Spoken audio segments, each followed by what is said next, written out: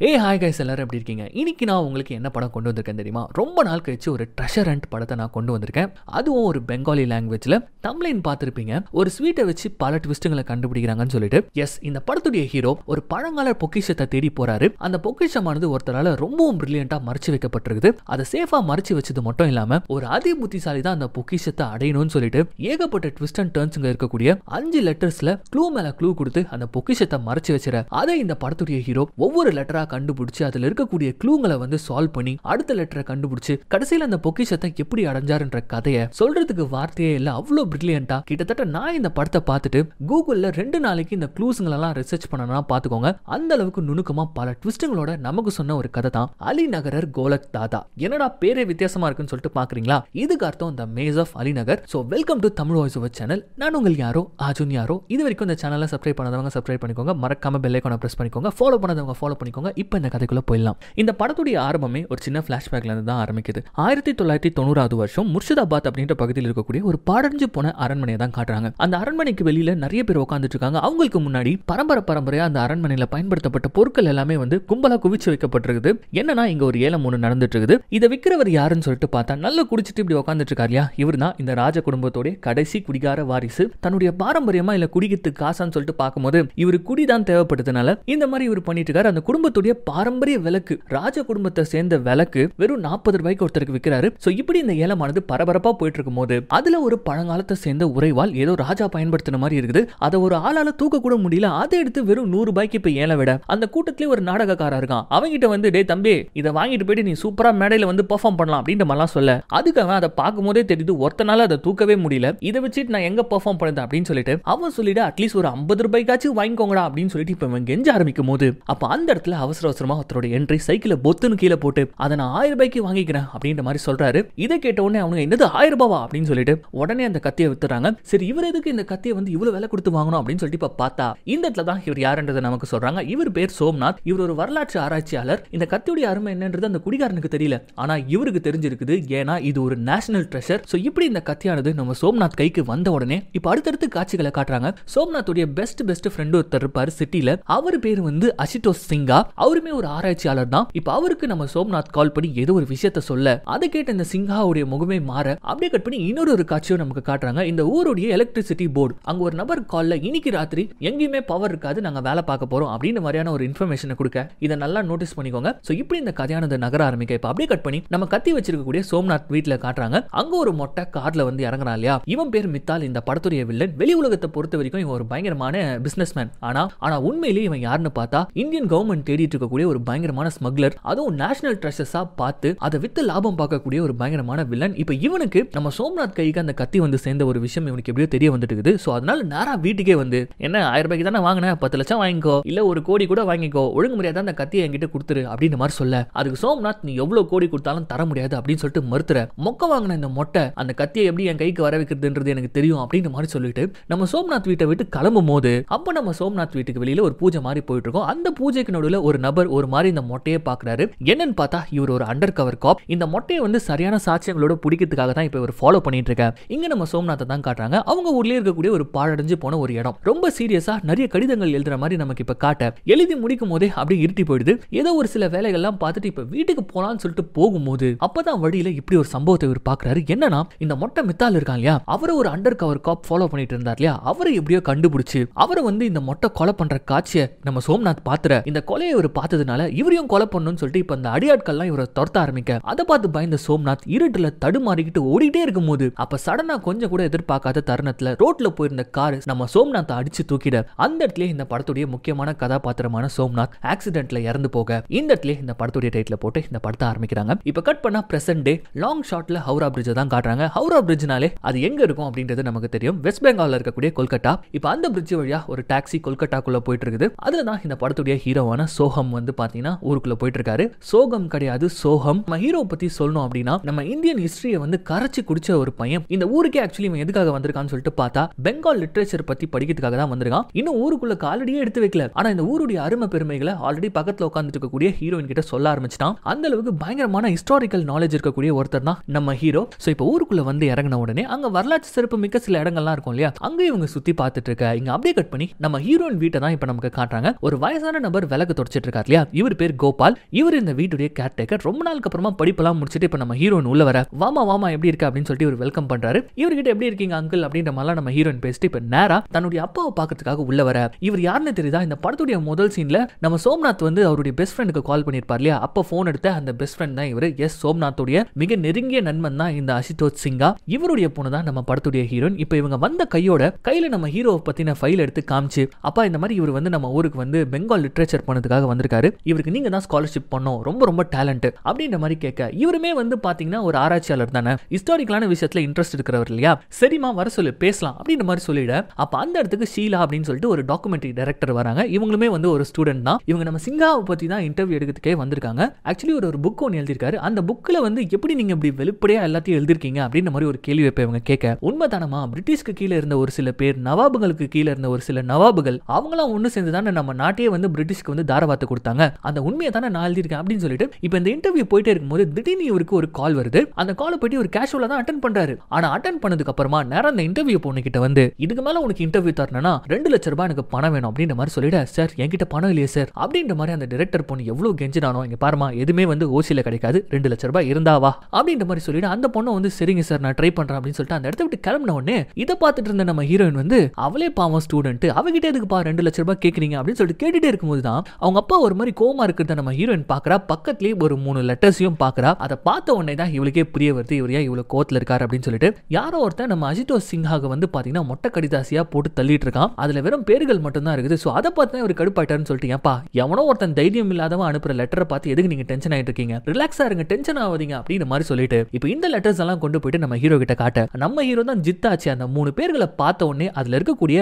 சூட்சமத்தை வந்து தெளிவா சொல்லிடுறாரு. அந்த 3 லெட்டர்லயும் வந்து பாத்தீங்கன்னா ஒவ்வொரு பேர் இருக்கு. அந்த 3 பேருமே வந்து ஒரு சம்பவத்தோட சம்பந்தப்பட்டிருக்காங்க. சிராஜ் உத்துல்லான்னு சொல்லிட்டு ஒரு கடைசி நவாப் இருந்தாராம். அவரை நம்பிக்கை துரோகம் பண்ணி கொண்ட 3 பேர் தான் இந்த லெட்டர்ஸ்ல இருக்கக்கூடிய பெயர்கள். உங்க அப்பா வந்து ஒரு வரலாற்று ஆராய்ச்சியாளர்ன்றதுனால ஏதோ ஒரு மேட்டரை யாரோ ஒருத்தங்க உங்க அப்பா கிட்ட சொல்ல வராங்கன்னு நினைக்கிறேன் அப்படின்ற மாதிரி இப்ப நம்ம ஹீரோ வந்து நம்ம ஹீரோனுக்கு எக்ஸ்பிளைன் பண்ணிட்டு இருக்க. இப்ப இப்படி இவங்க நின்னு பேசிட்டு இருக்கிறது யாரோ போட்டோ எடுக்கிறாங்க. யாருன்னு பார்த்தா நம்ம ஹீரோயின் அப்பாவை இன்டர்வியூ எடுக்க வந்த இந்த ஷீலா பொண்ணு. இவ எதுக்கு இவங்களை போட்டோ எடுக்கிறா அப்படின்னு சொல்லிட்டு பார்த்தா இந்த போட்டோவை இந்த படத்துடைய வில்லனான இந்த மொட்டை மித்தால் பாக்குறான். இப்ப செல்வ செழிப்போட நல்லா பவர்ஃபுல்லா வேற இவன் மாறி இருக்க. இவன் இப்ப நம்ம ஹீரோனுடைய போட்டோவை பார்த்துட்டு இருக்க. அப்படியே கட் பண்ணா அடுத்த காட்சியில நம்ம ஹீரோயின் வந்து அப்பாவை பார்க்கறதுக்காக வீட்டுக்கு கூட்டிட்டு வந்திருக்க. நம்ம ஹீரோ உண்மையிலேயே இந்த ஸ்காலர்ஷிப்க்கு தகுதியானவனான்றதை தெரிஞ்சுக்கிறதுக்காக ஹிஸ்டரி சம்பந்தப்பட்ட ஒரு சின்ன டெஸ்ட் வந்து பாத்தீங்கன்னா நம்ம சிங்கா வைக்கிறாரு. ஹுத்தும் பஞ்சா கிட்ட எத்தனை சவுறு முடிகள் இருந்தது அப்படின்னு சொல்லிட்டு இப்போ ஒரு கேள்வி கேட்க, அதுக்கு நம்ம ஹீரோ கொஞ்சம் கூட யோசிக்காம 51 ஆன்சர் பண்ணிட்டு அதுக்கான எக்ஸ்பிளனேஷன் இப்ப கொடுக்க ஆரம்பிச்சான். ஆக்சுவலி இந்த ஹுத்தும் பஞ்சா அப்படின்றவர் வரலாற்றுல வாழ்ந்த ஒரு நபராம். அந்த காலகட்டத்தில் இந்த பிராமணர்கள்லாம் தலையில வந்து போனி டெயில்ஸ் மாதிரி வச்சிருப்பாங்க இல்லையா, அவங்கள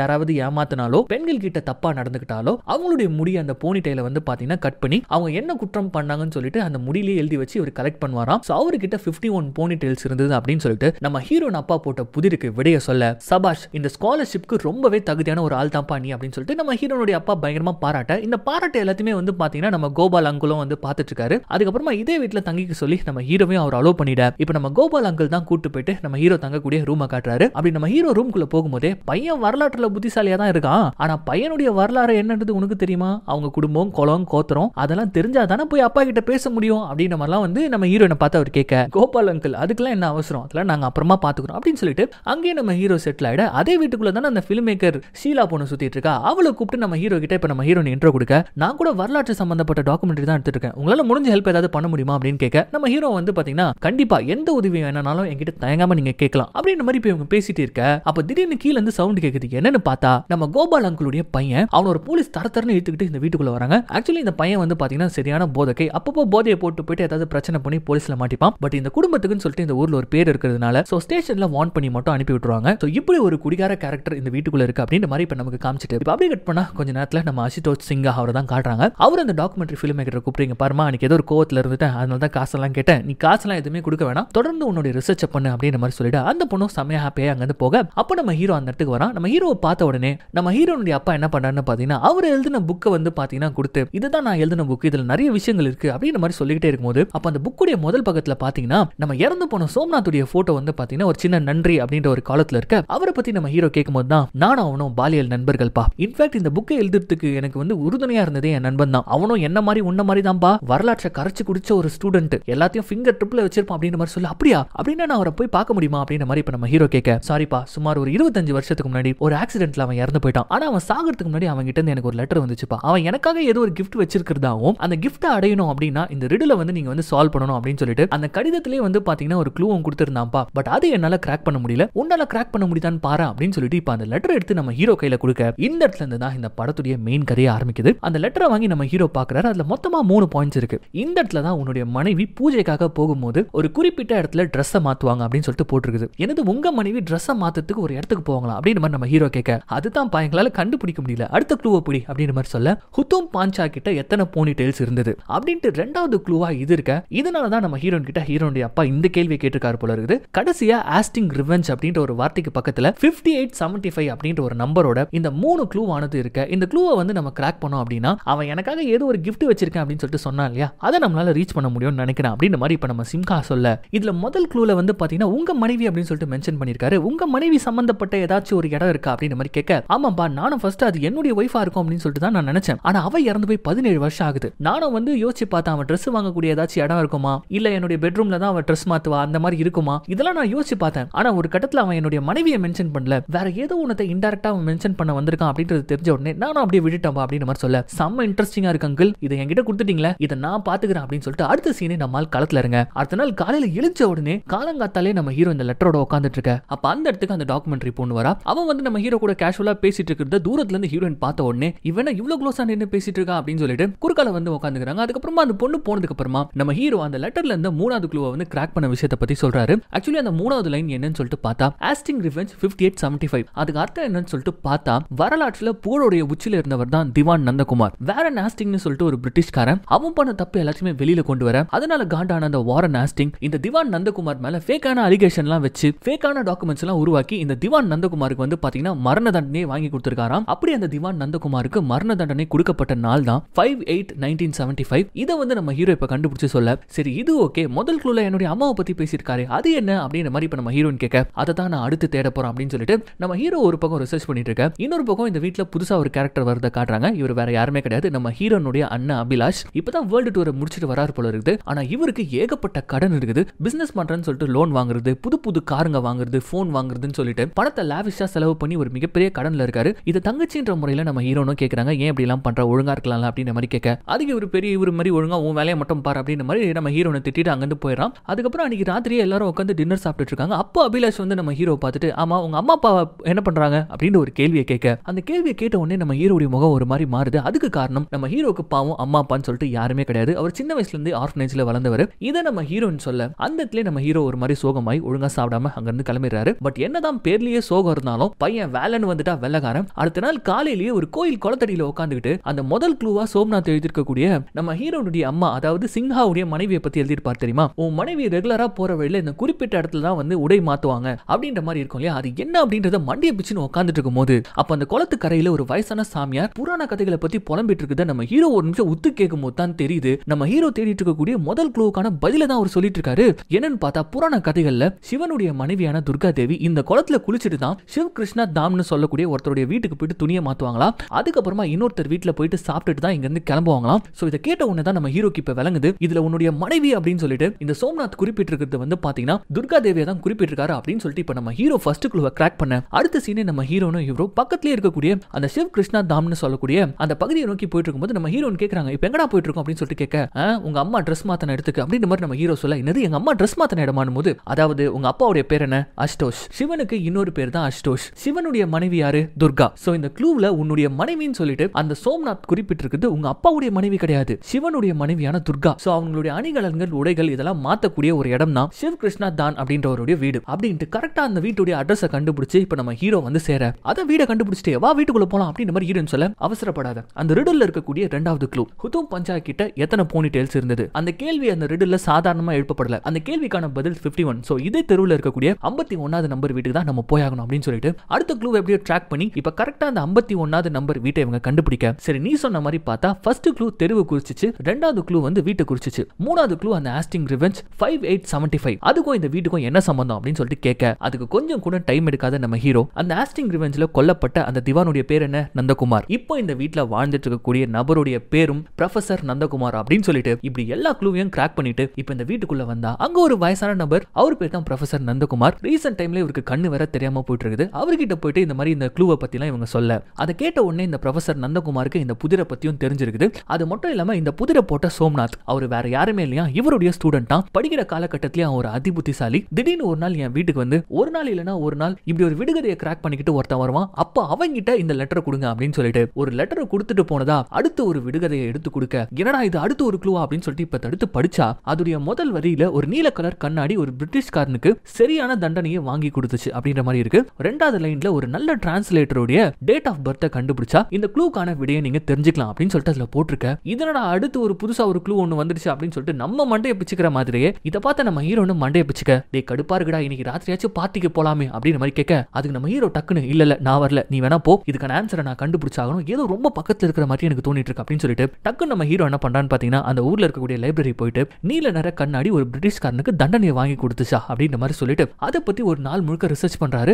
ஏகப்பட்ட விஷயங்களை நம்ம ஹீரோ தெரிஞ்சுக்கிறாரு. ஆனா இவரு தேடி போன அந்த நீல நிற கண்ணாடியை பத்தி எந்த ஒரு டீட்டெயிலும் இவருக்கு தெரியாம அதே திருப்பி திருப்பி பேசிக்கிட்டு இப்ப கேப்ல போயிட்டே இருக்கும்போது அப்ப டக்குன்னு நம்ம ஹீரோனை பார்த்து நீல நிற கண்ணாடி இதுக்கு வேற பேர் ஏதாச்சும் சொல்லு அப்படின்ற மாதிரி கேட்க, அவங்களும் வந்து கண்ணாடிக்கு மிரர்னு பேர் இருக்கும், இன்னும் நிறைய பேருங்கெல்லாம் இருக்கும் தெரியுமா, அது எல்லாத்தையுமே சொல்றாங்க. அப்படி சொல்லிட்டே இருக்கும்போது தான் நீல் தர்ப்பன் அப்படின்ற ஒரு வார்த்தை வந்து பாத்தீங்கன்னா நம்ம ஹீரோக்கு ஸ்பார்க் ஆகுது. என்னன்னு பார்த்தா நீல் தர்ப்பன் அப்படின்னு சொல்லிட்டு ஒரு பிளே, அதாவது ஒரு நாடகத்துடைய ஸ்கிரீன் பிளே மாதிரி. அது பிரிட்டிஷ் காலத்துல பேன் பண்ணப்பட்ட ஒரு பிளே. ஆனா அந்த பிளேவை ரெவரண்ட் ஜேம்ஸ் லாங் அப்படின்னு சொல்லக்கூடியவர் டிரான்ஸ்லேட் பண்ணி பிரிட்டிஷ்க்கு கொண்டு போயிருக்காரு. அதனால அவருக்கு தண்டனையும் கிடைச்சிருக்கு அப்படின்ற ஒரு விஷயத்தை இப்ப நம்ம ஹீரோ கண்டுபிடிக்க, கொல்கட்டால ஜேம்ஸ் லாங்குக்குன்னு சொல்லிட்டு ஒரு தெருவே இருக்கு. அந்த தெருவை தான் இந்த சோம்நாத் வந்து பாத்தீங்கன்னா இந்த க்ளூல வந்து நமக்கு தெரிவிச்சிருக்காரு அப்படின்னு சொல்லிட்டு நம்ம ஹீரோ இப்ப பக்காவா கண்டுபிடிச்சு அந்த தெருவுக்கு வந்து சேர்ந்துற அந்த ரீடர்ல இருக்கக்கூடிய அடுத்த லைன் ஒரு நல்ல டிரான்ஸ்லேட்டருடைய டேட் ஆஃப் பர்த் வந்து உங்களை அந்த இடத்துக்கு கொண்டு போய் சேர்க்கும் அப்படின்ற மாதிரி சொல்லியிருப்பாங்க இல்லையா. அந்த டிரான்ஸ்லேட்டர் வேற யாருமே கிடையாது, அந்த நீல் தர்ப்பன் சொல்லக்கூடிய அந்த ஒரு பிளேவை டிரான்ஸ்லேட் பண்ணி கொடுத்த மைக்கேல் மதுசூதன் தத். அவர் தான் அந்த பிளேவை வந்து டிரான்ஸ்லேட் பண்ணி கொடுத்திருப்பாரு. அவருடைய டேட் ஆஃப் பர்த் 24 ஜனவரி 1824. இதுல அவருடைய டேட் ஆஃப் பர்த் ஆன 25/1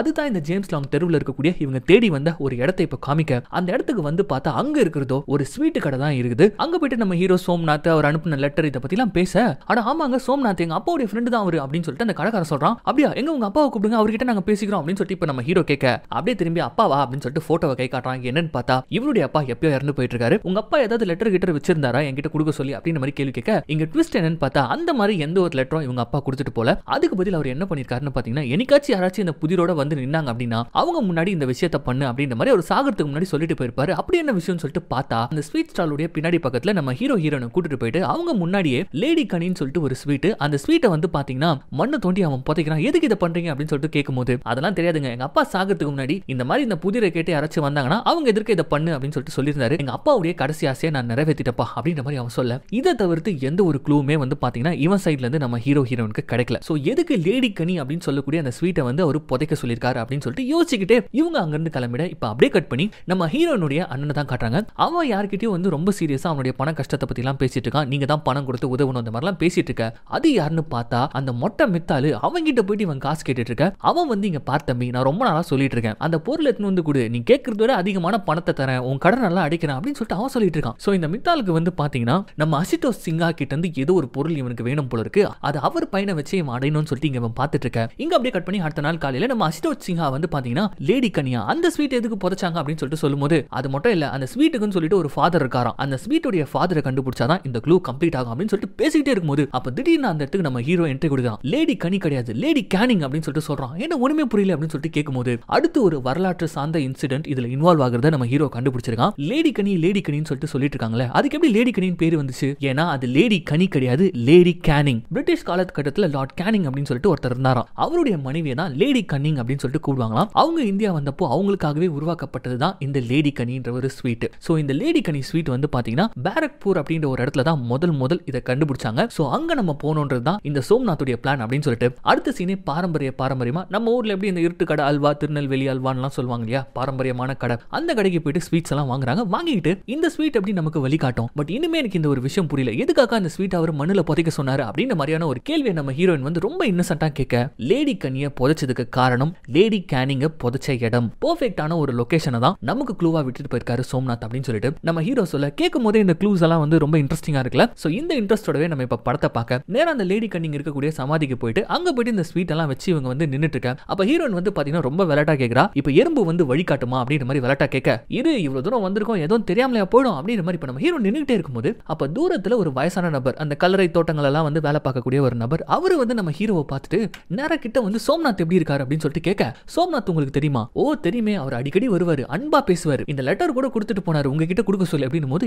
என்கிட்ட கொடுக்க சொல்லியா? ஓ இந்த விடுகதையை தேடி வரவங்க கிட்ட கொடுக்க சொன்னாரா அப்படின்னு கேட்க, ஆமா அப்படின்னு சொல்லிக்கிட்டு, நீங்க சோம்நாத்துக்கு யாரு அப்படின்னு ஒரு கேள்வி அந்த தாத்தா கேட்க, நம்ம ஹீரோ வந்து அவரை நான் பார்த்தது கூட இல்லங்க அப்படின்னு மாதிரி சொல்லிக்கிட்டே இருக்கும்போது இந்த தாத்தா ஒரு மாதிரி பாக்குறாரு. இல்லையே அப்படின்ட்டு நம்ம ஹீரோவை பார்த்து இப்ப அவர் ஏதோ ஒன்று சொல்ல வர, அப்ப பட்டுன்னு ஒரு புல்லட் இவருடைய முதுகிலே இறங்குது. அந்த இடத்துல நம்ம ஹீரோவுடைய மடியிலே அவர் இறந்து போக இந்த இடத்துல இந்த படத்துடைய இன்டர்வல போடுறாங்க. இப்ப கட் பண்ணா நம்ம ஹீரோக்கு ஒரு குழப்பம். அந்த வயசான நபர் ஏதோ ஒன்று சொல்ல வந்தாரு, ஆனா அதுக்குள்ள அவரை சுட்டுட்டாங்க. சோ எதுக்கு அவரை சுட்டு சாகடிக்கணும்? இது ஏதோ ஒரு சாதாரண கிஃப்ட் தேடக்கூடிய ஒரு ட்ரெஷர் ஹண்ட் தான் அப்படின்னு நினைச்சா இதுக்கு பின்னாடி வேற ஏதோ ஒன்று நடக்குது போல இருக்கு அப்படின்னு சொல்லிட்டு முதல்ல நம்ம இங்க இருந்து கிளம்பலாம் அப்படின்ற மாதிரி சொல்லிட்டு நேரா வீட்டுக்கு வந்துடுறாங்க. அங்க வந்துட்டு நம்ம ஹீரோனுடைய அப்பா கிட்ட எல்லா விஷயத்தையும் சொல்ல நம்ம ஹீரோவை கேட்கிறாரு, இந்த க்ளூவெல்லாம் வந்து என்னால கிராக் பண்ண முடியும் அப்படின்னு சொல்லிட்டு நீங்க எப்படி நம்புனீங்க அப்படின்னு சொல்லிட்டு ஒரு கேள்வியை கேட்க, எனக்கு உன்னை பார்த்தோன்னு தோணுச்சுப்பா, அது மட்டும் இல்லாம உன்னால மட்டும் தான் முடியும்ன்ற மாதிரி ஒரு ஃபீல் எனக்குள்ள இருக்கு, அதனால தான் நான் உங்ககிட்ட கொடுத்தேன் அப்படின்ற மாதிரி சொல்லிக்கிட்டே இருக்கும்போதே வந்து பாத்தீங்கன்னா வழக்கமா இவருக்கு வரக்கூடிய அந்த லெட்டரும் வருது. அந்த லெட்டர்ல மறுபடியும் ஒரு பேர் வந்து குறிப்பிடப்பட்டிருக்குது. பட் இது வந்து இப்போ முக்கியம் கிடையாது, நீங்க அடுத்த க்ளூவை சேஸ் பண்ண பாருங்க அப்படின்ற மாதிரி இப்ப நம்ம ஹீரோ கிட்ட சொல்லிட, நம்ம ஹீரோ வந்து இப்ப கிடைச்சிருக்க க்ளூவை கிராக் பண்ணதுக்காக லைப்ரரி போயிறாரு. இதுக்கடையில ரெண்டு விஷயம் நடக்குது. அதுல ஒரு விஷயம் பாத்தீங்கன்னா நம்ம ஹீரோயின் வந்து மக்குத்தனமா நம்ம ஹீரோ கூட சுத்திட்டு இருக்க மாதிரி தான் காமிச்சாங்க. ஆனா இந்த வேலையில டீப்பா ஒரு விஷயத்தை இவங்க நோட்டீஸ் பண்ணிருக்காங்க. அது என்னன்னா, யாரோ ஒருத்தங்க இவங்களை ஃபாலோ பண்ற மாதிரி இருந்திருக்குது. அது வேற யாருமே கிடையாது, அந்த டாக்குமெண்ட்ரி டைரக்டர் ஷில்பா. அவங்க ஃபர்ஸ்ட் க்ளூவை கிராக் பண்ண போன இடத்துலயும் இவங்களை பார்த்திருப்பாங்க. அதே மாதிரி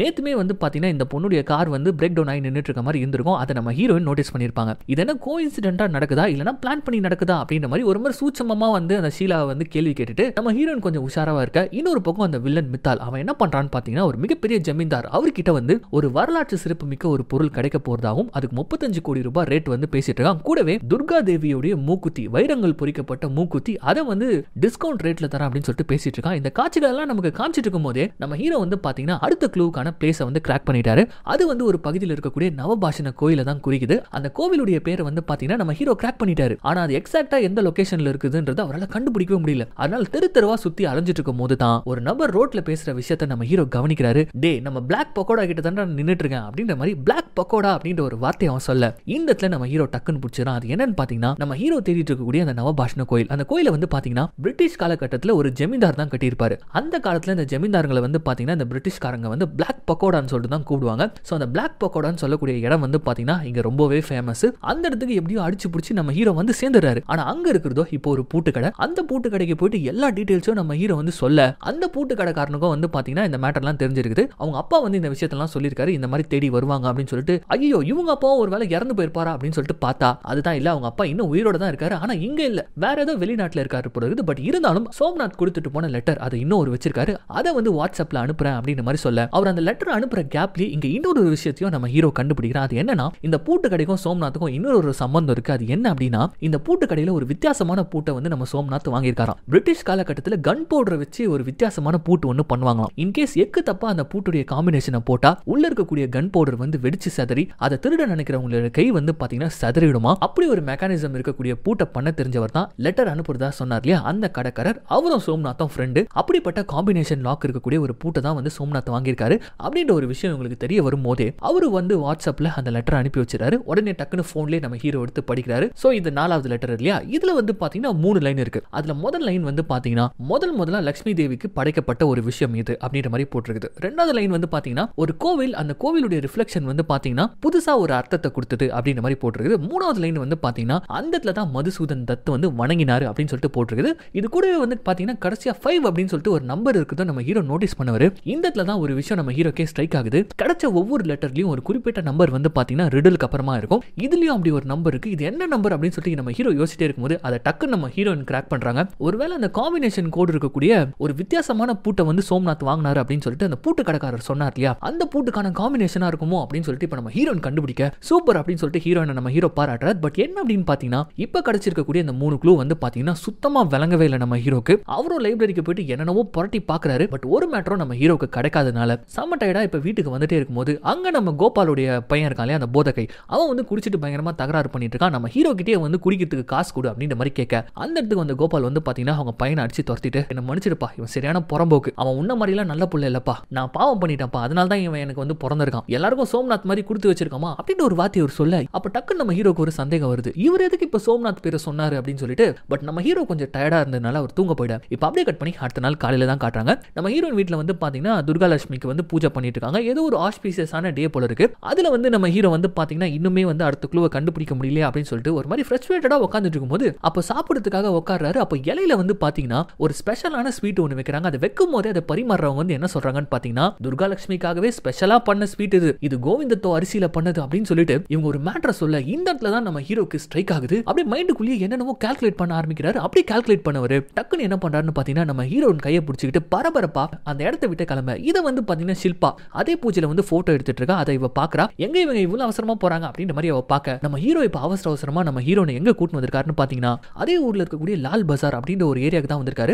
அங்க ஒரு கிறிஸ்டியன் சர்ச்சுக்கு தான் கூட்டு வந்திருக்காரு. இங்க எதுக்கு கூட்டு வந்த அப்படின்னு சொல்லிட்டு இப்ப நம்ம ஹீரோன் கேட்க நாலாவதா கிடைச்ச லெட்டர்ல இருந்த ஒவ்வொரு க்ளூவுக்கான விடையை நம்ம ஹீரோ இப்ப வந்து இங்க பிரேக் பண்ண ஆரம்பிக்கிறாரு. அந்த லெட்டர்ல இருந்த முதல் க்ளூ லட்சுமி தேவிக்கு முதலா படைக்கப்பட்ட ஒரு விஷயம். அதுதான் அந்த ஸ்பெஷலான ஸ்வீட். அந்த ஸ்வீட் கோவிந்தத்தோ அப்படின்னு சொல்லிட்டு ஒரு ஸ்பெஷலான அரிசியில பண்ணுது. அந்த அரிசி விளை வச்ச இடம் தான் இப்ப நம்ம வந்திருக்கக்கூடிய இடம். இந்த இடத்துல தான் அந்த சர்ச் இருக்கு. சரி, செகண்ட் க்ளூல வந்து ஒரு கோவிலுடைய ரிஃப்ளெக்ஷன் வந்து ஒரு புது அர்த்தத்தை கொடுத்துச்சு அப்படின்ற மாதிரி சொல்லியிருப்பாங்களே, அது என்ன அப்படின்னு சொல்லிட்டு கேட்கும்போது அது ஒன்றும் கிடையாது. அந்த காலகட்டத்தில் இந்த சர்ச் வந்து ரெட் கலர்ல இருந்தது. அப்போ இந்த ரெட் கலர் கோயிலுடைய ரிஃப்ளெக்ஷன் வந்து பாத்தீங்கன்னா எதிர்க்க இருக்கக்கூடிய நதியில தெரிய அந்த நதியே வந்து சகப்பா தெரியும். அதனாலேயே வந்து சகப்பு நதி அப்படின்னு சொல்லிட்டு அந்த நதிக்கு பேர் மாறிச்சு. அதை தான் மென்ஷன் பண்ணிருக்காரு அப்படின்னு சொல்லும்போது அப்ப கடைசியா மதுசூதன் மணங்கன இடம் அப்படின்னு சொல்லிட்டு சொல்லியிருக்கிறது அப்படின்னு சொல்லிட்டு கேட்கும்போது பிரிட்டிஷ் காலகட்டத்தில் வந்து பாத்தீங்கன்னா இந்த மதுசூதன் அவர் பேசிக்கலி வந்து பாத்தீங்கன்னா ஒரு ஹிந்து. ஆனா கிறிஸ்டியானிட்டியில வந்து பாத்தீங்கன்னா அவர் இன்ஃப்ளூயன்ஸ் ஆனதால அவர் கிறிஸ்டியனா மாறி இருக்காராம். அப்ப இந்த சர்ச்சில் வந்து தான் ப்ரே பண்ணாரு அப்படின்னு சொல்லிட்டு எல்லா மேட்டரையும் சூப்பரா நம்ம ஹீரோ கிராக் பண்ணிட்டு இப்ப அந்த சர்ச்சுக்கு போய் அங்க இருக்கக்கூடிய ஃபாதர் கிட்ட எல்லா விஷயத்தையும் சொல்ல அவரும் வந்து பாத்தீங்கன்னா உனக்காக தான் காத்துட்டு இருந்தேன் இவ்வளவு நேரம் அப்படின்னு சொல்லிட்டு அவர் 5வது லெட்டரை எடுத்துட்டு வராரு. எடுத்துட்டு வரும்போதே பல வருஷங்களுக்கு முன்னாடி சோம்நாத் வந்து இந்த லெட்டரை என்கிட்ட கொடுத்துட்டு போனா இதை கொடுக்க சொல்லி சொன்னா அப்படின்னு சொல்லிக்கிட்டு ஏன்பா நீ சோம்நாத்துக்கு சொந்தக்காரனா அப்படின்னு சொல்லிட்டு இவருமே ஏதோ ஒன்னு சொல்ல வர அப்ப மறுபடியும் கரெக்டா துப்பாக்கி வெடிக்கிற சவுண்ட் கேக்குது. என்னன்னு பார்த்தா இந்த ஃபாதரையும் யாரோ ஒருத்தங்க போட்டு தள்ளிடுறாங்க. அவ்வளவுதான். இதை பார்த்த நம்ம ஹீரோ வந்து பாத்தீங்கன்னா ஒரு மாதிரி வெறி ஆயிடுறான். இப்ப அப்படியே கட் பண்ணா 2 பேரும் வீட்டுக்கு வந்துறாங்க. இவங்க 2 பேர் மைண்டுக்குள்ள இருக்கக்கூடிய ஒரே குழப்பம் என்ன அப்படின்னா எதுக்காக முதல்ல தோட்டக்காரன் அதுக்கப்புறமா இந்த ஃபாதர் 2 பேருமே ஏன் கொல்லப்படணும், அதுவும் ஏதோ ஒன்னு சொல்ல வரும்போது ஏன் கொல்லப்படணும் அப்படின்னு யோசிச்சுட்டு இருக்கும்போது தான் ஹீரோன் கேக்குறாங்க எனக்கு இன்னொரு விஷயமும் புரியல. நம்ம போய் பாக்குற நபர்கள் எல்லாருமே வந்து யாராச்சும் கொலை பண்ணணும்னா கொலை பண்ணிருக்கலாமே, பட் முதல்ல பார்த்த ப்ரொஃபசர் அதுக்கப்புறம் அந்த பூட்டுக்காரன் அதுக்கப்புறம் அந்த ஸ்வீட் கடைக்காரன் இவங்களுக்கு மட்டும் ஏன் ஒண்ணு ஆகல அப்படின்னு ஒரு கேள்வி கேட்கும்போது தான் இந்த இடத்துல நம்ம ஹீரோ ஒரு ட்விஸ்ட் அறகுறையா ரிவீல் பண்றாரு. இந்த இறந்து போன 2 பேருமே நம்ம ஹீரோவை பார்த்த உடனே சோம்நாத்துடைய சொந்தக்காரரா நீங்க அப்படின்னு சொல்லிட்டு கேட்டு ஏதோ ஒன்னு சொல்ல வரும்போது தான் செத்து போயிருப்பாங்க. பட் அந்த பூட்டு கடைக்காரனுக்கும் அந்த ஸ்வீட் கடைக்காரனுக்குமே வந்து பாத்தீங்கன்னா சோம்நாத் யாருன்றதே தெரியாது. அவங்களுடைய அப்பாக்களுக்கு தான் சோம்நாத் தெரியும். அதுக்கப்புறம் முதல்ல பார்த்த அந்த ப்ரொஃபசர் அவருக்கு வந்து கண்ணு தெரியல. சோ அதனால தான் இவங்கலாம் உயிரோட விட்டுட்டு என்கிட்ட மட்டும் ஏதோ சொல்ல வந்தவங்களை யாரோ ஒருத்தவங்க கொலை பண்ணிருக்காங்க அப்படின்னு சொல்லிட்டு நம்ம ஹீரோ இப்ப யோசிச்சுட்டு இருக்கும்போது அப்ப டக்குன்னு நேத்து ராத்திரி நம்ம கோபால் அங்கிள் இருக்கார் இல்லையா, அவரு நம்ம ஹீரோவை பத்தி பேசிட்டு இருக்கும்போது நடுவுல வந்து சோம்நாத்தை வந்து கொடுத்து வச்சவர் அப்படின்ற ஒரு வார்த்தை சொல்லியிருப்பாரு. அதனால அடுத்த சீனே அவரை லாக் பண்ணி ஒழுங்கா உண்மையை சொல்லுங்க, சோம்நாத்தை பத்தி ஏதோ ஒரு உண்மை உங்களுக்கு தெரிஞ்சிருக்கு, அது மட்டும் இல்லாம என்ன பத்தியும் ஏதோ ஒண்ணு உங்களுக்கு தெரிஞ்சிருக்கு, அதை ஒழுங்கா சொல்லிடுங்க அப்படின்னு சொல்லிட்டு கேட்க இந்த இடத்துல நம்ம கோபால் அங்கிள் ஏதோ ஒரு மர்மமான விஷயத்த சொல்ல அதை கேட்ட நம்ம ஹீரோ அப்படியே ஷாக் ஆகிற சீன் நமக்கு காட்டுறாங்க. இதெல்லாம் இங்க நடந்துட்டு இருக்கும் போதே அப்படியே சம்பந்தம் இல்லாம ஒரு 2 காட்சியை காட்டுறாங்க. அதுல ஒண்ணு பாத்தீங்கன்னா கோபாலுடைய பையன் வந்து பாத்தீங்கன்னா அந்த துர்காலட்சுமி சிலையே ஒரு மாதிரி பார்த்துட்டு இருக்க மாதிரியும், இன்னொரு பக்கம் இந்த டாக்குமெண்ட் எடுக்கிறதுக்காக வந்த இந்த ஷில்பா அவ வந்து வில்லன் கிட்ட கான்டாக்ட்ல இருக்கிற மாதிரியான காட்சிகள் எல்லாம் இப்ப நமக்கு காட்ட இப்ப அப்படியே கட் பண்ணி அடுத்த நாள் காலையில காட்டுறாங்க. 5வது லெட்டர்ல இந்த க்ளூவை வந்து நம்ம ஹீரோ ஆல்ரெடி கண்டுபிடிச்சிட்டு இருக்காரு. ஆனா அவருடைய முகத்துல வந்து பாத்தீங்கன்னா அப்படி ஒரு சோகம். இதை வந்து ஹீரோயின் கேக்குறாங்க கண்டுபிடிச்சதுக்கு அப்புறமா நீ எதுக்கு சோகமா இருக்கணும் அப்படின்ற மாதிரி கேள்வி கேட்க ஏன்னா நான் ஒரு முட்டாள் அப்படின்னு சொல்லிட்டு அதையும் சோகமா சொல்றாரு. என்ன சொல்றேன்னு ஒண்ணுமே புரியல அப்படின்னு சொல்லிட்டு நம்ம ஹீரோயின் கேட்க அதெல்லாம் அப்புறம் இருக்கட்டும், முதல்ல நான் கிராக் பண்ண 5வது க்ளூவை பத்தி சொல்றேன் அப்படின்னு சொல்லிட்டு அந்த க்ளூ வந்து பாத்தீங்கன்னா நம்ம ஹீரோவை ஒரு குறிப்பிட்ட ஏரியால இருக்கக்கூடிய ஒரு காளி கோயிலுக்கு கொண்டு வந்திருக்குது. அந்த காளி கோயில்ல மக்கள் விழுந்து வணங்குற இடத்துல நிறைய கல்வெட்டுகள் இருக்கு. அதுல இருந்த குறியீடுகளை வச்சு கடைசி க்ளூவானது பாக் பஜார்ல இருக்கக்கூடிய லைப்ரரியில இருக்கக்கூடிய நார்த் ஈஸ்ட் கார்னர்ல தான் இருக்கு அப்படின்ற ஒரு விஷயத்தை நம்ம ஹீரோ கண்டுபிடிச்சு நம்ம ஹீரோனை கூட கூட்டு போகாம அவர் பாட்டுன்னு ரொம்பவும் சேடா ஒரு மாதிரி ஏதோ ஒன்றத்தை இழந்த மாதிரி நடந்து போக இதை வந்து ஒரு மர்ம நபர் பார்த்துட்டு இருக்க மாதிரியான ஒரு காட்சியை காட்டுறாங்க. ஆக்சுவலி இந்த நபர் வந்து நம்ம ஹீரோவை ஃபாலோ பண்ணிட்டு இருக்கான். இவன் வேற யாருமே கிடையாது, அந்த வில்லன் மொட்டையோடைய அடியால் தான் இவன். இப்ப அவனை தான் காட்டுறாங்க. அவன் வந்து பாத்தீங்கன்னா நம்ம ஹீரோனுடைய அண்ணனை பிடிச்சி செம்மையா திட்டிட்டு இருக்கான். ஒரே ஒரு கால் தான் ஒட்டுமொத்த பேங்க்கும் வந்து உன் வீட்டு வாசல்ல நிக்கும், எவ்வளவு தைரியம் வந்ததுன்னா ஃபேக்கான மூக்குத்தியை கொண்டு வந்திருப்பா அப்படின்னு சொல்லிட்டு அவனை திட்ட இந்த இடத்துல தான் நமக்கு ஒரு விஷயம் தெரியுது. அசுதோஷ் சிங்கா வீட்டுல இருந்த துர்காலட்சுமி மூக்குல இருந்த வைர மூக்குத்தி அதுவும் ஒரு நேஷனல் ட்ரெஷர் தான். அதை கொண்டு வந்து கொடுக்க சொல்லியிருப்பான் போல இருக்குது. ஆனா கொண்டு வந்தது டூப்ளிகேட்டா இருக்கிறதுனால இவனை திட்டி ஒழுங்கு மரியாதையை ஒரிஜினல் கொண்டு வா அப்படின்னு சொல்லிட்டு அனுப்பி வைக்க இந்த மொட்டை கிட்ட எல்லாம் திட்டு வாங்கிட்டோமே அப்படின்னு சொல்லிட்டு நம்ம ஹீரோனுடைய அண்ணன் என்ன பண்றாருன்னு பாத்தீங்கன்னா வீட்டுக்கு வந்து நம்ம கோபால் அங்கிளுடைய பையன் அந்த போதை கைப்பான் தெரியுமா, அவனை போட்டு சம்மடி அடிக்கிறார். எங்க அந்த டைமண்ட் மூக்குத்தின்னு சொல்லிட்டு அவன் தான் திருடுனா அப்படின்னு சொல்லிட்டு கன்ஃபார்ம் பண்ணி சொல்றாரு. இதை வந்து அசுதோஷ் சிங்காவும் பார்த்துட்டு சும்மாவே இருக்காரு. அப்போ கோபால் அங்கிள் போயிட்டு கெஞ்சிறாரு, என் பையன் குடிக்காரன் தான், தப்புலாம் பண்ணுவான் தான், ஆனா கண்டிப்பா திருட மாட்டான் அப்படின்னு சொல்லிட்டு எவ்வளவு கெஞ்சி பாக்குறாரு. ஆனா சிங்காவும் வந்து ஒரு வார்த்தை கேட்காதனால ஒரு கட்டத்துல வழி தாங்க முடியாம நான் தான் திருடினேன் அப்படின்னு சொல்லிட்டு கோபால் அங்கிளுடைய பையனே ஒத்துக்க.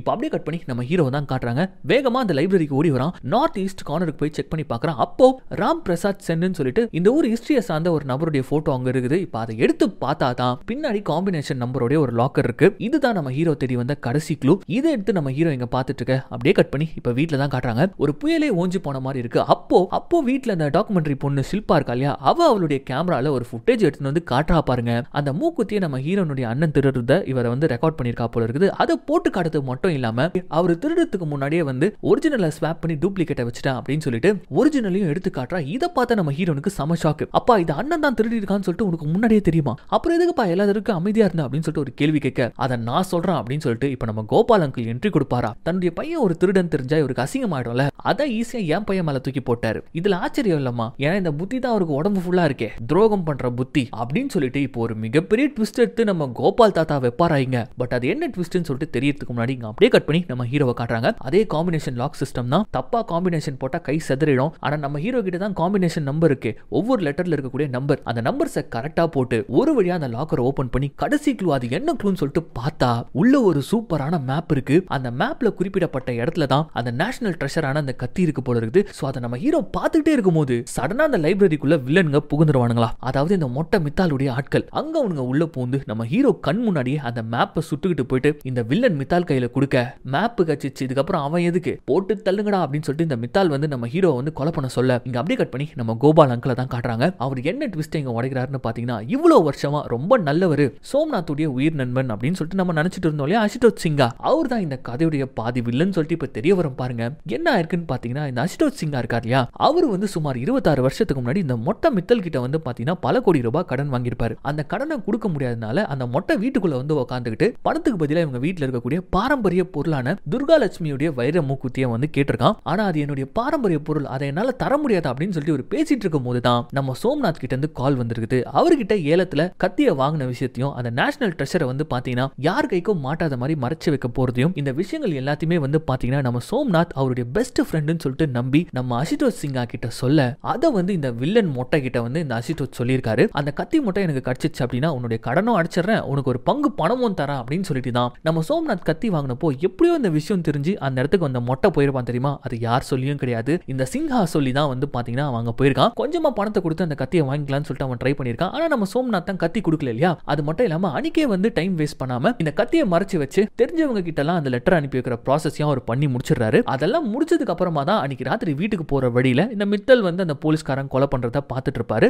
அங்க நம்ம பார்க்காத ஒரு ட்விஸ்டும் ஏற்பட்டிருக்கும். அது என்னன்னா, அந்த இடத்துல இந்த அசுதோஷ் சிங்காவும் இருந்திருப்பாரு. நண்பா ஒழுங்கு மரியாதையா அந்த கத்தியை கொடுத்துரு, நம்ம எல்லா பிரச்சனையும் முடிஞ்சிடும் சொல்லிட்டு சொல்லியிருக்காரு. ஆனா அந்த இடத்துல சோம்நாத், அட பாவி நண்பா, உன்னையா நம்புனேன், நீ இப்படி துரோகம் பண்ணுவேன்னு எனக்கு தெரியாம போயிடுச்சு. பட் பரவாயில்ல, இருந்துட்டு போட்டோம். பட் அந்த கத்தி நம்ம நேஷனல் ட்ரெஷர், அது இந்த கெட்டவனுங்க கையில மட்டும் போயிடக்கூடாது. உன்னால முடிஞ்ச அந்த க்ளூ எல்லாம் கிராக் பண்ணி கத்தியை கண்டுபிடிச்சுக்கோடா அப்படின்னு சொல்லிட்டு அந்த இடத்த விட்டு தப்பிச்சு போகும்போது தான் நம்ம சோம்நாத் வந்து இறந்து போயிருப்பாரு. சோ இந்த மேட்டர் எல்லாமே வந்து பாத்தீங்கன்னா கோபாலுக்கு தெரியும். இப்போ இது எல்லாத்தையும் ஒரு சபையில வச்சு சொல்லிட, அவ்வளவுதான் மறைஞ்சிருந்த வில்லன் தெரிஞ்சுட்டான் அப்படின்னு சொல்லிட்டு நினைப்போம். ஆனா நமக்கு தெரிஞ்சது என்னவோ பாதி தான், மீதி உன்னுடைய வாயிலே சொல்லிடு அப்படின்ற மாதிரி இப்ப நம்ம கோபால் சொல்ல, அந்த இடத்துல தான் நம்ம ஹீரோனுடைய அப்பா இன்னொரு விஷயத்தையும் சொல்ல ஆரம்பிக்கிறாரு. இந்த கதையில நம்ம ஹீரோடைய என்ட்ரி, நம்ம ஹீரோவை பார்க்கும்போது சிங்காக்கு வந்து லைட்டா பொறி தட்டி இருக்கும். அது மட்டும் இல்லாம அவன் ஆர்ஃபனேஜ்ல வளர்ந்த பையன் அப்படின்னு சொல்லிட்டு தெரிய வந்ததுக்கு அப்புறமா அந்த ஆர்ஃபனேஜ்ல போயிட்டு விசாரிக்கும் போது தான் நம்ம ஹீரோ வேற யாருமே இல்ல, இவரு துரோகம் பண்ண தன்னுடைய உயிர் நண்பனான சோம்நாத், அவனுடைய மகன் அப்படின்ற ஒரு விஷயம் இவருக்கு தெரிய வருது. சோம்நாத் இறந்து போனதுக்கு அப்புறமா அவங்க மனைவி வந்து பிரெக்னெண்டா இருந்திருக்காங்க. பிரசவத்தப்போ அவங்களும் இறந்து போயிட்டு இருக்காங்க. அதுக்கப்புறம் நம்ம ஹீரோ ஃபுல் அண்ட் ஃபுல்லி ஆர்ஃபனேஜ்லயே வளர்ந்திருப்பான். இந்த ஒரு மேட்டரை வந்து பாத்தீங்கன்னா இவர் தெரிஞ்சுக்கிட்டு அவங்க அப்பா மறைச்ச புத்திசாலித்தனமான அந்த க்ளூக்களுக்கு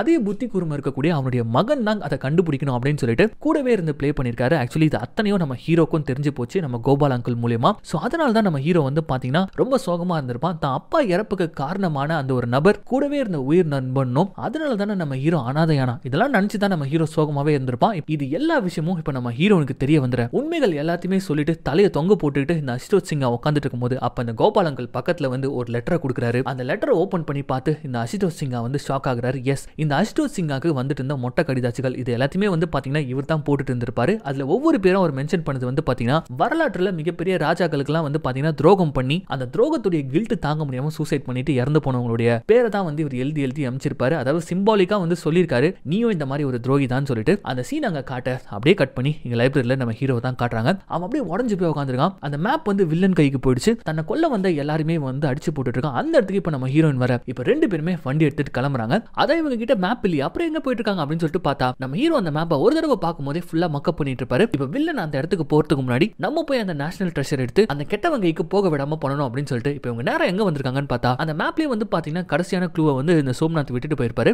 அலிநகரை கண்டுபிடிச்சவரை அடக்கம் பண்ண இடத்துல தான் கடைசி க்ளூ இருக்கு அப்படின்னு மாதிரி போட்டிருக்காரு. இப்ப இந்த அலிநகர் பத்தின வரலாறு இந்த இடத்துல நம்ம ஹீரோனுக்கு வந்து நம்ம ஹீரோ டீடைலிங்கா எக்ஸ்பிளைன் பண்றாரு. 17th செஞ்சுரியோட முடிவுல சிராஜ் உத்தோல்லா அப்படின்ற மன்னர் கொல்கத்தாவை அட்டாக் பண்ணி கம்ப்ளீட்டா அவருடைய கண்ட்ரோலுக்கு கொண்டு வந்ததுக்கு அப்புறமா கொல்கத்தாவை அலிநகர் அப்படின்னு சொல்லிட்டு மாத்திருக்காரு. ஆனா அதுக்கப்புறம் உள்ள வந்த பிரிட்டிஷ் வந்து பாத்தீங்கன்னா சில்கையும் காட்டனையும் இந்த ஊர்ல இருந்து எக்ஸ்போர்ட் பண்ணதை பார்த்த அவரு அவங்க கிட்டயும் சந்தைக்கு போயிருக்காரு. அப்பதான் அந்த பிரிட்டிஷ்காரர்களும் இங்க இருந்த நவாபுகளும் ஒன்னு சேர்ந்து இந்த சிராஜ் உத்தோல்லாவை போட்டு தள்ளிட்டு மறுபடியும் அலிநகர் என்ற பேரை மாத்தி கொல்கட்டான்னு வச்சிட்டு இருக்காங்க. சோ இதுதான் அலிநகருடைய வரலாறு. அது மட்டும் இல்லாம அந்த சிராஜ் உத்தோல்லா அவருடைய வாள் தான் இப்போ இவங்க தேடிட்டு இருக்கக்கூடிய அந்த பொக்கிஷமே. சோ இப்போ அந்த க்ளூல இருந்த ஒரு இடத்துக்கு தான் இவங்க வந்து சேர்றாங்க. அதாவது அலிநகர் அப்படின்ற இடம் உருவான இடத்துக்கு தான் இவங்க வந்து சேர்றாங்க. அங்க வந்து ஏகப்பட்ட கல்லறைகள் இருக்குது. அதை வந்து கரெக்டா கவுண்ட் பண்ணணும் அப்படின்றது தான் வந்து பாத்தீங்கன்னா அந்த க்ளூல இருக்கக்கூடிய டாஸ்கே. அதை இவங்க ரெண்டு பேரும் சேர்ந்து பண்றாங்க. மொத்தமா 34 கல்லறைகள் இங்க இருக்கு. இதை கரெக்டா இவங்க எண்ணதுக்கு அப்புறமா அடுத்த டாஸ்க் வந்து கங்கை நதி ஓரமா டிராவல் பண்ணி போனா இந்த அலிநகரை கண்டுபிடிச்சவருடைய சமாதி இருக்கும். அங்கதான் அடுத்த க்ளூ அப்படின்னு சொல்லிட்டு போட்டிருக்காரு. இப்ப அந்த கங்கை நதி ஓரமா டிராவல் பண்ணிக்கிட்டு ஒரு விதமான கோட்டை, அந்த கோட்டையை இவங்க வந்து அடைய இங்க தான் ஏதோ ஒரு இடத்துல அந்த பொக்கிஷமானது மறைச்சு வைக்கப்பட்டிருக்குது. சோ அந்த இடத்துக்கு இவங்க ரெண்டு பேரும் வந்து சேர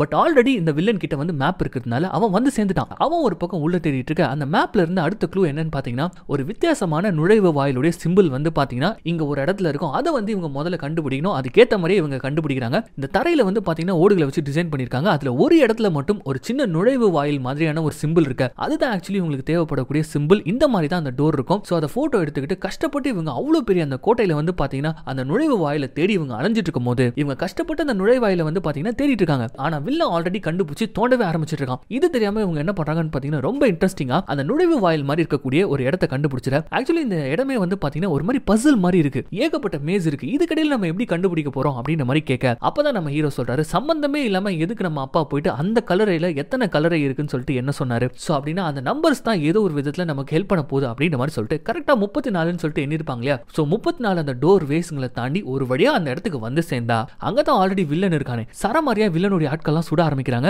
அப்படி சுட்டதுல ஏடோ கூடமா நம்ம ஹீரோக்கும் வந்து பாத்தீங்கன்னா அடிபட்டுடுது. நல்ல வகையா அந்த வில்லன் டீம் கிட்ட வேற இவங்க மாட்டிக்க அவ்வளவுதான் அப்படியே நம்ம ஹீரோவை முட்டி போட வச்சிடறாங்க. அந்த இடத்துல அந்த வில்லன் வந்து பாத்தீங்கன்னா பள்ளத்தை தோண்டி அந்த கத்தி இருக்கக்கூடிய இடத்தையும் கண்டுபிடிச்சிட்டான். அந்த கத்தியும் அவன் பார்த்துட்டான். சோ 27 வருஷமா காத்திருந்த ஒரு பொருள். அதை பார்த்த உடனே திமிரு பிடிச்சு போய் இப்ப ஆட்டம் போட பார்க்க அப்போ நம்ம ஹீரோ வந்து பாத்தீங்கன்னா ஃபைனல் வார்னிங் கொடுக்குறான். இங்க பாரு, என்னுடைய அப்பா வந்து கடைசியா அதுல ஒரு நோட்ஸ் வச்சிருந்தாரு. அந்த கத்தியை மட்டும் நீ தொட்ட நீ கெட்ட அப்படின்னு சொல்லிட்டு போட்டிருக்காரு. சோ சும்மாலாம் அதை எங்க அப்பா எழுதிருக்க மாட்டாரு, சொன்னா கேளு அப்படின்ற மாதிரி இந்த வில்லனை வந்து நம்ம ஹீரோ வார்ன் பண்றாரு. பட் இருந்தாலும் அவன் வந்து தம்பி எத்தனை வருஷம் எக்ஸ்பீரியன்ஸ் தெரியுமா, பிள்ளைகா பசங்க நீங்க முதல்ல இந்த கத்தி எடுக்கிறேன், அதுக்கப்புறம் உன்னையும் உன் ஆளையும் போட்டு தள்ளுறேன், சரியா கொஞ்ச நேரம் வெயிட் பண்ணு, அவசரப்படாத அப்படின்னு சொல்லிட்டு ரொம்ப தெனாவட்டா டான்ஸ் எல்லாம் ஆடிக்கிட்டு நேரா போயிட்டு அந்த கத்தியை இவன் தொட ஒரு ஹை வோல்டேஜ் கரண்ட் அது பட்டு துள்ள துடிக எகிரி போயிட்டு அந்த இடத்துல அந்த வில்லன் செத்து போவானா. என்னன்னு பார்த்தா இந்த இடத்துல தான் நம்ம ஹீரோடைய அப்பா சூப்பரான ட்விஸ்ட ஒளிச்சு வச்சிருக்காரு. அவர் ஒளிச்சு வச்சது கத்தியே கிடையாது, இந்த ட்விஸ்ட தான். எவ்வளவு பாதுகாப்பான இடங்கள் இருக்கும்போது இங்கேயே அவர் வந்து ஒளிச்சு வைக்கணும் அப்படின்னு சொல்லிட்டு பார்த்தா இந்த இடத்துல தான் இந்த ஒட்டுமொத்த சிட்டிக்குமே வந்து பாத்தீங்கன்னா பிரியக்கூடிய ஹை வோல்டேஜ் கேபிள் இருக்கிறத நம்ம சோம்நாத் ஆல்ரெடி கண்டுபிடிச்சிருக்காரு. அதுக்கப்புறமா இவருடைய ஃப்ரெண்ட் வந்து பாத்தீங்கன்னா ஆல்ரெடி ஈபில ஒர்க் பண்ணிட்டு இருந்திருக்காரு. அவரை கையில போட்டு வச்சுக்கிட்டு இந்த மாதிரியான ஒரு செட்டப்பை நம்ம சோம்நாத் பண்ணி வச்சிருக்காரு. இதுதான் நான் ஃபர்ஸ்ட் சீன்ல நோட் பண்ணுங்க அப்படின்னு சொல்லிட்டு சொல்லியிருப்பேன். இன்னைக்கு ராத்திரி முழுக்க ஊர்ல கரண்ட் இருக்காது அப்படின்ற மாதிரி ஈபி காரங்க சொல்லியிருப்பாங்க. சோ இது சோம்நாத்துடைய பிளான். இது தெரியாம இந்த மொட்டை ஷாக் அடிச்சு சாந்தி ஆயிட சரி ஓகே இவன் செத்து போயிட்டான், நம்ம ஹீரோனும் வந்து இவங்க ஆள்கிட்ட மாட்டிட்டு இருக்காங்களே அப்படின்னு சொல்லிட்டு நம்ம யோசிக்கும் போது இங்க படத்துல அடுத்த ட்விஸ்ட நமக்கு கொடுக்குறாங்க. அது என்னன்னு பாத்தீங்கன்னா இந்த அடியாட்கள் எல்லாம் சரமாரியா யாரோ சுட்டு சாகடிக்கிறாங்க. யாருன்னு பார்த்தா நம்ம ஷீலா அந்த டாக்குமெண்ட்ரி டைரக்டர். இவளுக்கு என்னப்பா இவ்வளவு மாசம் என்ட்ரி கொடுக்குறாங்க அப்படின்னு சொல்லிட்டு பார்த்தா இதுலயும் இன்னொரு ட்விஸ்ட் இருக்கு. இந்த ஷீலா வேற யாருமே கிடையாது. 27 வருஷத்துக்கு முன்னாடி ஒரு போலீஸ் ஆபீசரை இந்த மொட்டை வந்து சாகடிச்சிருப்பான் தெரியுமா. அந்த போலீஸ் ஆபீசருடைய ஒரே பொண்ணு தான் இந்த ஷீலா. இவளுமே வந்து ஒரு அண்டர் கவர் காப்பு தான். தன்னுடைய அப்பாவை கொண்டவனை கண்டுபிடிக்கிறதுக்காக தான் இந்த மிஷன்ல இறங்கிருப்பாங்க. சோ இப்படி ஒரு வழியா இந்த கதையானது முடிவுக்கு வர அந்த கத்தியை வந்து பாத்தீங்கன்னா நம்ம இந்திய அரசாங்கத்துக்கிட்டே ஒப்படைச்சிடறாங்க நம்ம ஹீரோ டீம். அதுக்கப்புறம் நம்ம அசோக் சிங்காவை தான் காட்டுறாங்க. அவர் எழுதின புக்கே வந்து பாத்தீங்கன்னா முதல்ல அவருக்கு கதையா தான் நம்ம ஹீரோடைய அப்பா எழுந்தது தானா. சோ இதுக்கப்புறமா உங்க அப்பாவுடைய பேர் தான் இந்த புக்ல இருக்கும். நான் பண்ணது தப்பு தான், அதுக்கு நான் உங்ககிட்ட மன்னிப்பு கேட்க போறது கிடையாது, பட் இருந்தாலும் நான் பண்ண தப்புக்கு என் பொண்ணை தண்டிச்சிடாத அப்படின்ற மாதிரி சொல்லிட்டு அவர் ஜெயிலுக்கு போயிட இங்க நம்ம ஹீரோனும் அந்த வீட்டை விட்டு வெளியில வராங்க. அப்படி வரும்போது ஹீரோ திரும்பி அப்படியே அவங்க அப்பாவுடைய முகத்தை அங்க பாக்குற மாதிரியான காட்சியை காட்டுறாங்க. இந்த இடத்துல இந்த படத்தையும் முடிக்கிறாங்க. எப்படி இருந்தது இந்த படம்? நான் சொன்ன மாதிரி சூப்பரா இருந்துச்சா அப்படின்றத கமெண்ட்ல சொல்லுங்க. And once again this is your Tamil voice over channel. நான் உங்கள் யாரோ அர்ஜுன் யாரோ. இது வரைக்கும் இந்த சேனலை சப்ஸ்கிரைப் பண்ணாதவங்க சப்ஸ்கிரைப் பண்ணிக்கோங்க. மறக்காம பெல் ஐகானை பிரஸ் பண்ணிக்கோங்க. ஃபாலோ பண்ணாதவங்க ஃபாலோ பண்ணிக்கோங்க. மீண்டும் நாளைக்கு சந்திக்கலாம்.